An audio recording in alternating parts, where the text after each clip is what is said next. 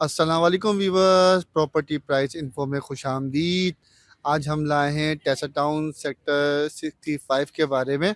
आपको उसके बारे में प्राइजेस बताएंगे जो कि आज के क्या रेट थे और पुराने क्या रेट थे, और उसके कुछ नेगेटिव पॉइंट और पॉजिटिव पॉइंट भी आपसे डिस्कस करेंगे। तो आए चलते हैं सलमान भाई की तरफ, जो कि इसकी सराउंडिंग के बारे में बताएंगे टेसा टाउन 65 सेक्टर के। जैन भाई, ये जो सेक्टर 65 है हमारा तेसर टाउन में, ये बेसिकली एक फेज़ वन का एक यूनिक सेक्टर बनता है, क्योंकि नॉर्मली जो हमारे फेज़ वन के जितने भी सेक्टर्स हैं उसके अंदर 4 सब सेक्टर काउंट होते हैं। तो जो 65 है इसके अंदर 3 सेक्टर आते हैं, चौथा सेक्टर इसमें नहीं है। उसकी शेप भी थोड़ी सी अलग है, क्योंकि इसकी एक साइड पे तो नाला आ जाता है और एक साइड पे आपके सेक्टर 65A है, एक साइड पे सेक्टर 72 है और एक साइड पे आपके सेक्टर 66 आ जाएगा इसके।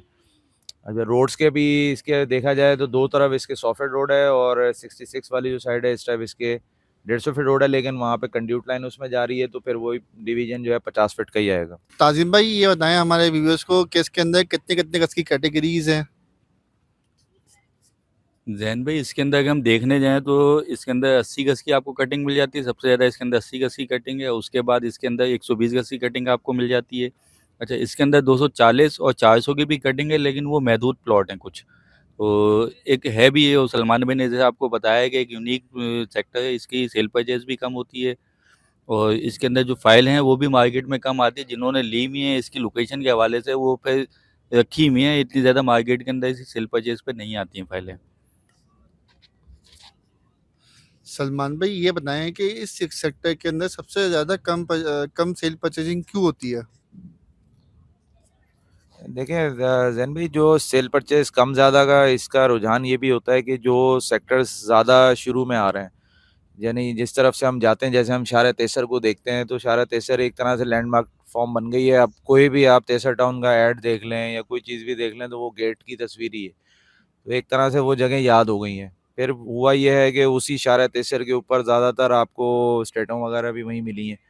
तो जो आसपास की जगह होती हैं, उसी की जो एरियाज़ हैं, उनके अंदर लोग फिर ऑटोमेटिक सी बात है पहले उसको आबाद करते हैं। अब 65 जो है ये थोड़ा सा लेफ्ट साइड पे जाके आखिर में आ रहा है। जो नाला है, नाले के साथ ही फिर ग्रेवयार्ड है, इसके ग्रेवयार्ड के पीछे का जो इलाका है इसके, वो अभी आबाद नहीं है, वो अनकट, उसमें कटिंग वगैरह नहीं हुई हुई। तो ऊपर जो इसके जो जिस तरह है वहाँ पे फिर आपके स्मॉल इंडस्ट्रियल वाले जो प्लॉट हैं वो आ जाते हैं, तो वो भी अभी जगह खाली पड़ी है।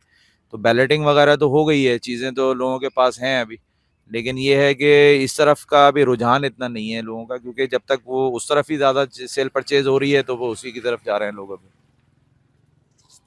ताजिम भाई हमारे व्यूअर्स को ये बताएंगे जो कि वो जानना भी चाहते हैं कि इसके जो अभी अपडेट क्या रेट हैं और इसके अंदर फ्यूचर जो पास में क्या रेट थे, कितना डिफरेंस आया रेटों में, ये आइडिया देंगे व्यूअर्स को। अच्छा जैन भाई, जो सलमान भाई ने एक बात बोली है कि इसकी जो सेल परचेज है वो किस लिए कम हो रही है, तो थोड़ा सा मैं भी ऐड कर दूं। असल में जो गैर आबाद जगह होती है उसके अंदर जहाँ पे रोड का एक्सेस करीब होता है, वो रोड जहाँ पे पक्का रोड होता है, प्रॉपर रोड होता है, लोग वहाँ पे ज़्यादा फोकस करते हैं। इसकी अभी अगर हम 65 की तरफ जाना चाहें तो 65 की तरफ जाते हुए आपको झाड़ियाँ काफ़ी मिलती है, एक्सेस इतना क्लियर नहीं है। तो हर बंदा वहाँ फोकस नहीं कर रहा है इस टाइम पे, क्योंकि वहाँ पे इस टाइम पे सफाई वगैरह का इंतजाम नहीं है। अगर वहाँ पे ये झाड़ियाँ वगैरह कट जाती हैं, सफाई हो जाती है, ट्रैक्टर चल जाता है और क्लियर हो जाती है जगह, तो फिर वहाँ पे भी लोग ज़्यादा इन्वेस्टमेंट के लिए आ जाएंगे। अभी उसका जो मेन इन्वेस्टमेंट ना करने की वजह यही है कि वो एक्सेस में नहीं आ पा रहा, किसी के देखने वाला देखने नहीं जा सकता वहाँ पे। सेकेंडली, अगर आप इसके रेटों की हम बात करें तो इधर जो 80 गज का आज के दिन में आप प्लॉट लेने जाते हैं तो 4 से 4.5 के दरमियान प्लॉट मिल जाता है। और अगर पिछले टाइम की बात करें कुछ साल पहले की, तो ये तकरीबन आपके लिए 6 क्रॉस पे था ये। इसी तरह से 120 गज का इस टाइम पे आप प्लॉट देखने जाते हैं तो 6 के अराउंड मिलना शुरू हो जाती हैं फाइलें। ये प्लॉट जो इस टाइम पे, जब ये मार्केट अच्छी चलती थी तो 9 से लेके तो 12 लाख रुपए तक के इसके रेट अच्छे बने हुए थे इन सेक्टर्स के। उसके अलावा 240 गज की जो फाइल है वो आज आप लेने जाते हो 10 के दरमियान का ही मिल जाती है, 10 के करीब करीब में मिलती हैं। वो उस टाइम पे 15 के करीब के रेट थे इसके। ऐसे ही जो 400 गज की फाइल है वो आज के टाइम में अगर आप देखने जाते हो तो 15 के करीब करीब मिलना शुरू हो जाती है फाइलें। और अगर पुराने टाइम पे देखें, जो साल पहले के रेट देखते हैं, तो वो 20 क्रॉस के ऊपर फाइलें थी और मिलती भी कम थी इनकी फाइलें। सलमान भाई जैसे कि हम हर सोसाइटीज़ के डॉक्यूमेंटेशन के बारे में डिस्कस करते हैं और बताते हैं अपने व्यूअर्स को कि ये चीज़ें देख के लेनी चाहिए। तो आप टेसा टाउन सेक्टर 65 जैसे है सेक्टर, इसके अंदर फाइलों के अंदर कौन कौन से डॉक्यूमेंट देख के लेना चाहिए। जैन भाई, ये जो तेसर टाउन के डॉक्यूमेंट्स का आपने पूछा है, जो हमारे रेगुलर जितने भी सब्सक्राइबर हैं, तो अब वो 300 से ऊपर होना शुरू हो गए हैं अभी। तो इनके लिए भी उन सबका शुक्रिया अदा करना चाहिए हमें। तो उनको तो तेसर टाउन के जो पेपर हैं वो तो याद हो गए होंगे, क्योंकि हमने बार बार रिपीट किया है। लेकिन जो नए जितना जो हमारे पास अभी आ रहे हैं लोग, उनको यही बताना होता है कि बेसिकली इसके अंदर आपने जिस तरह जब बुकिंग करवाई होती है, तो इसके अंदर एक अलॉटमेंट वगैरह आए थे शुरू में, जिस तरह आपकी बुकिंग स्लिप्स आई हैं उसके थ्रू आपकी फिर बैलेटिंग हुई है। तो बैलेटिंग के आपके पहले कंफर्मेशन लेटर्स हैं, वो देखना होता है पहले, यानी आपकी इनिशियल पेमेंट जाती है, फिर कंफर्मेशन लेटर होता है कि आपकी चीज़ ये हो गई। वो उर्दू में होता है ज़्यादातर, पुरानी फाइलों में। उसके बाद ये होता है कि फिर आप जब पेमेंट्स देते रहते हैं, उसकी रसीदें आप देख लें। अब जिस तरह 80 गज की फाइल है, उसकी टोटल लैंड कॉस्ट जो है वो 40,000 रुपये है, 30,000 रुपये उसकी जो है वो डेवलपमेंट चार्जेस हैं। तो 70,000 की एक अमाउंट टोटल है ये। अब आपने फ़ाइल लेनी है तो वो रसीदें आप उसमें देखें, कैलकुलेट कर लें कि जी 70,000 की टोटल पेमेंट है या 40,000 की है। 40,000 आप पेमेंट कर देंगे तो उसमें आपको अलॉटमेंट लेटर इशू हो जाएगा। अगर वो नहीं हुआ तो वो करवाना है। अगर 70,000 हो गए हैं तो फिर ये कि फ़ाइल कंप्लीट पे जा रही है, अब वहाँ पोजीशन भी मिल रहा है, फ़ेज़ 1 का, फ़ेज़ 2 का भी हो गया। तो आप जाके उसके फिर साइट प्लान और बाकी चीज़ें ले लें और फिर वहाँ से जाके उसकी पोजीशन भी ले सकते हैं। ताज़िम भाई, हमारे व्यूवर्स को ये बताएंगे इसका हेड ऑफिस कहाँ पर है? जैन भाई, इसका जो हेड ऑफिस है वो तो आपको हर वीडियो में हम लोग बताते ही रहते हैं। अगर आप शाहराह कायदीन से आते हैं, नूरानी कबाब वाली साइड से, तो आपने तारीकोट वाला जो सिग्नल है वो क्रॉस करना है। उसके बाद आगे आपको नर्सरी के ऊपर ब्रिज मिलता है, आपने ब्रिज पे नहीं जाना है। ब्रिज से आपने लेफ्ट पे रहना है शाह फैसल के लिए। लेफ्ट पे टर्न होना है बलोच कॉलोनी की तरफ, तो आपको कोने के ऊपर ही लेफ्ट से सेकंड बिल्डिंग के अंदर ब्लू रिबन बेगन बेकरी मिल जाती है। उसके अंदर इसके टॉप फ्लोर के ऊपर इसका ऑफिस मिल जाता है शाह तेसर पे। और अगर आप शाह फैसल से स्टेडियम की तरफ से आ रहे हैं, तो आपने बलोच कॉलोनी का जो पुल है वो क्रॉस करना है। उसके बाद आपको नर्सरी का ब्रिज मिल जाता है, वो आपने टर्न लेके तो आपने ऊपर जाना है, ब्रिज को इससे क्रॉस करना है अपोजिट साइड पे, नूरानी कबाब वाली साइड पे। और वहां से फिर आपने नीचे से टर्न होके वापसी आपने ये ब्लू रिबन बेकरी पे आना है। अच्छा सलमान भाई, ये बताएं अपने व्यूअर्स को कि ये सेक्टर्स इन्वेस्टमेंट के लिए कैसा है, अच्छा है या बुरा है, इसके बारे में कुछ बताएं मुझे, क्योंकि फेज़ 1 के अंदर है या इसके अलावा फेज़ 2 के अंदर रिकमेंड करेंगे कि फिर ये 65 में ले या फेज़ 2 में ले पे बंदा।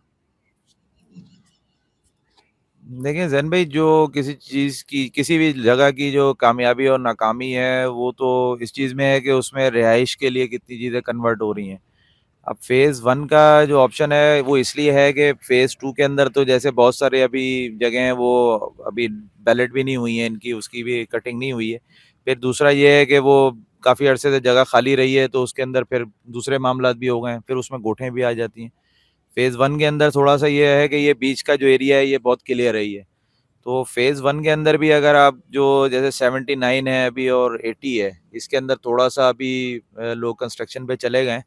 इस वजह से वो थोड़ा-सा ज़्यादा तेज़ भी है, वरना उसके अलावा जो भी शारा तेसर से जितने करीब हैं, पहले उन पे रुझान जाता है। अब 65 जो है ये थोड़ा-सा साइड पे चला जाता है, लेकिन चीज़ ये होती है कि है ये फ़ेज़ 1 के अंदर ही। तो उस लिहाज से देखा जाए तो जो कोई भी चीज़ अभी जैसे डेवलपमेंट में आती है, अगर बिजली लाते हैं आप या कोई भी ऐसा जो फैसिलिटीज़ आएँगी, वो फ़ेज़ 1 को ऑटोमेटिक सी बात है, इसको भी उससे बेनिफिट है। तो कल को आपको इसके अंदर लेने से ये तो फ़ायदा है। लेकिन अगर प्राइस के हिसाब से देखा जाए तो मैं हमेशा ये रिकमेंड करूँगा कि जो आप थोड़ा-सा बजट अपना अप करके, तो जो शारा तेसर है, उसके वाले जो जितने भी सेक्टर्स हैं, वहाँ पे अभी आप अप्रोच करें। पहली आपकी प्रायोरिटी वो होनी चाहिए। अगर आपके बजट में वो नहीं आ रही, तो फिर फ़ेज़ 1 का जो ये वाले जो सेक्टर्स हैं, जो थोड़े साइड पे आ रहे हैं, इसमें आप चले जाएँ, फ़ेज़ 2 में ना जाएँ फौरी तौर पे। तो व्यूअर्स, ये थी हमारी छोटी सी कोशिश जो कि आपको हमने सेक्टर 65 के बारे में बताया और पूरी डिटेल दी है। अगर आपको वीडियो हमारी अच्छी लगी हो तो लाइक करें और हमारे चैनल को सब्सक्राइब करना ना भूलें। अगर कोई सवाल है तो कमेंट करें या तीनों के नंबर दिए हुए हैं नीचे, उस पर कॉल करें। शुक्रिया, खुदा हाफिज़।